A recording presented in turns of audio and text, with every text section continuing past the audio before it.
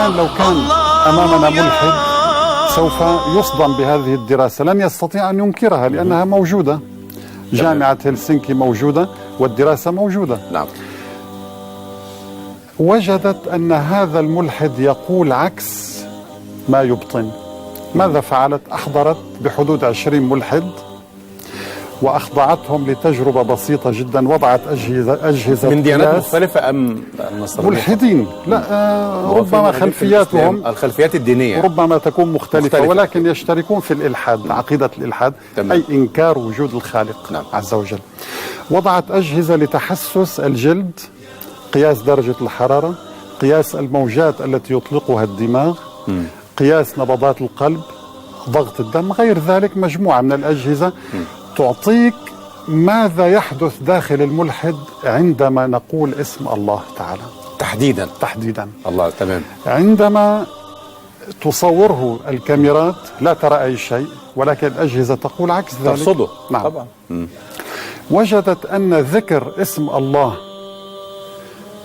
عندما يتم أمام هذا الملحد يتوهج في دماغه مركز الخوف. لا إله إلا الله. هناك مراكز في الدماغ خاصة بالكذب، مركز للرؤية، مركز للسمع، معروف يعني. تمام. تركيب الدماغ.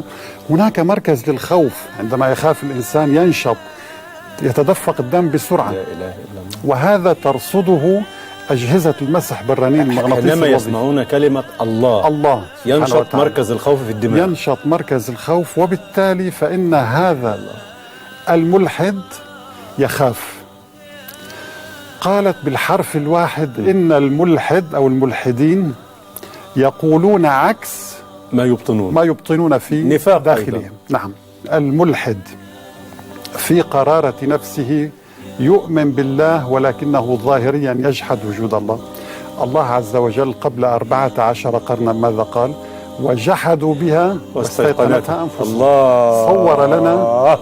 صور لنا سبحانه وتعالى صنت الحقيقة النفس البشرية. هذا ليس بمقدور محمد صلى الله عليه وسلم أن يصور لنا أعماق هذا الإنسان الذي ينكر وجود الخالق سبحانه وتعالى.